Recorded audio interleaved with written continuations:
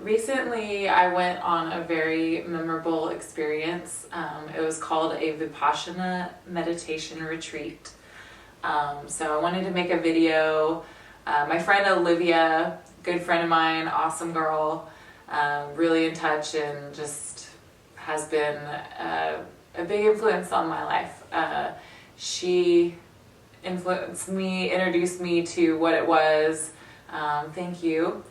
And basically, I was really curious about it, but I didn't go right away. And then through her experience, I found out a little bit more, read a little bit more about it as well. But I really think it's something that it's really awesome. And I'm grateful for others that have shared these types of things with me. So I wanted to make a video to hopefully clear up some misconceptions or also possibly shine a light for someone else who might be open to something like this. So first off, I just wanted to say also, just get this out of the way. I understand that not everybody is going to be open to something like this. I know there's a lot of fear involved when you start talking about spiritual things or emotions, and if I've noticed in my life when I'm really real with people, there's certain people that are really receptive to it, and for whatever reason, it doesn't mean they're wrong. It might just be where they're at in their path, because I've been there where I'm like, that person is crazy, I can't handle it. But I understand not everyone is going to be into this, so this is more for people who might be a little bit curious and want to know, and then maybe like later down the road they could do it or whatever. But I also just wanted to say that, if you're afraid of like hippie, new agey stuff, this, although it gets wrapped into all of that stuff, it's not that. It is actually very scientific. The technique, all you're doing is working with the mind and the sensation, the breath. So I'll go into what Vipassana is, but basically it's not sectarian, like there's no belief system involved. So it's really amazing. There's nothing in it that carries that weight of like where you might not want to do it because it's like a cult or something like that. It's really just training your mind, which how could that be bad? We all want to be smarter and more, on point, right? So anyway, first off, what is Vipassana? Vipassana is a meditation technique, but the 10-day retreats, they offer them all around the country and the world.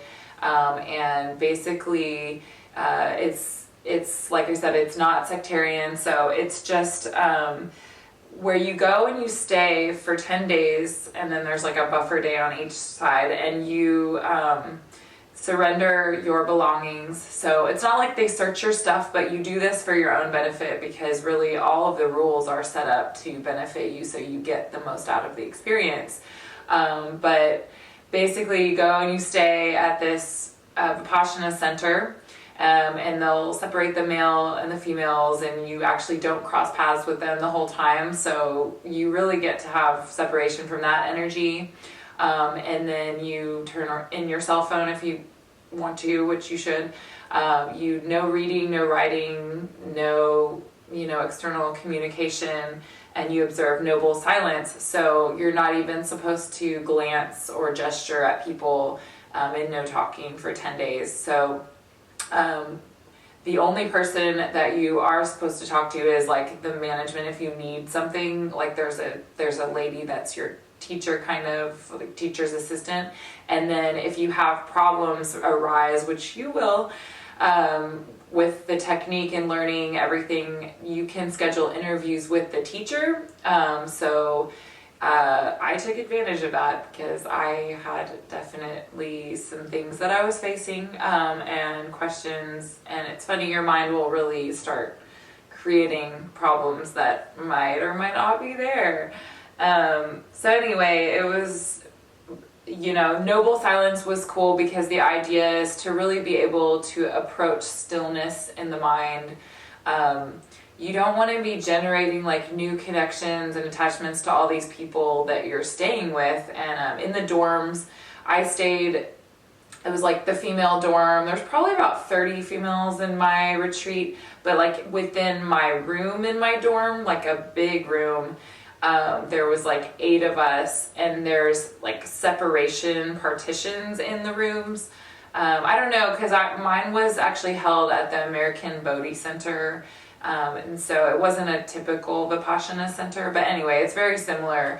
And they had partitions, so I got lucky and I guess everyone kind of had their own little tiny room, but mine didn't have a bunk bed on top. So it was actually a little bigger than everybody else's, and I was like, I'm grateful.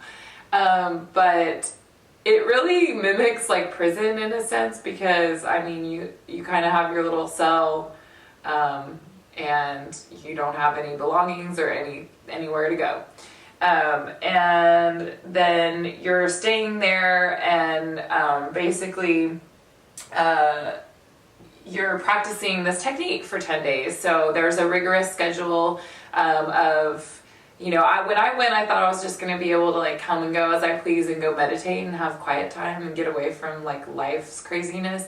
But no, it's like you're on schedule. There's 3 group sittings a day where they strongly encourage you to sit there and stay there and not move. And if you get up and leave, they will come ask you why you're leaving. So that's pretty intense. The first one starts at 4:30 in the morning every day. So yeah. And then there's like, you're meditating the whole time, because the other ones, they're not as like enforced to stay, but you're like, there's nothing else to do and you don't have a phone or anything. So like you're meditating all day, every day. And then we had food given to us in the morning and lunch, which it's all vegetarian food and a really clean, nice, healthy diet. But, you don't eat dinner. So, that you have tea and fruit, kind of something really light around 5. But the idea is that as your body starts to kind of purify, and your mind and all these changes that you'll experience, you don't want like a lot of heavy stuff weighting you down. So that's why, some people, that was a really big adjustment. But these days I eat pretty healthy, and I don't eat a lot all the time, so it really wasn't that bad. The food was awesome. And another thing I was gonna say is this is free. It's completely free. So 10 days of food provided for you, and lodging. I mean, it's so funny because they said when they started trying to do this, like, there's no way you can do that. There will be like homeless people lined up, free food and da-da-da. But it's like, you can't just go there and chill. You've got to do the work. And most people don't want to face themselves and their problems and their anxieties. So it's not like people are, it is, you have to wait list sometimes, but it's not like you would think, because they're not just giving like a vacation. It's a lot of work. It's the hardest thing I've ever done, but also the most rewarding. So anyway, I feel like I'm talking a lot, but so that's what you're doing. You're staying there for 10 days on this rigorous schedule to learn the technique, and you're observing noble silence the entire time. So that even means like, don't look at people, which it was hard. You want to communicate certain things, and yeah. But it's really nice because you don't have to penetrate like someone else's energy bubble and start feeling them when you're dealing with yourself, because there's enough here for sure to deal with when you start uncovering all of that, and like all the things that we make up around that. You don't need to deal with, well, this girl was really cool and I hope she thinks I'm this way, or that girl was a bitch. It's like you don't want to create any more new relationships or anything else to really think about while you're there, because you're there to like deal with you. So yeah, next part I'm going to go into is the technique itself, and how that works. So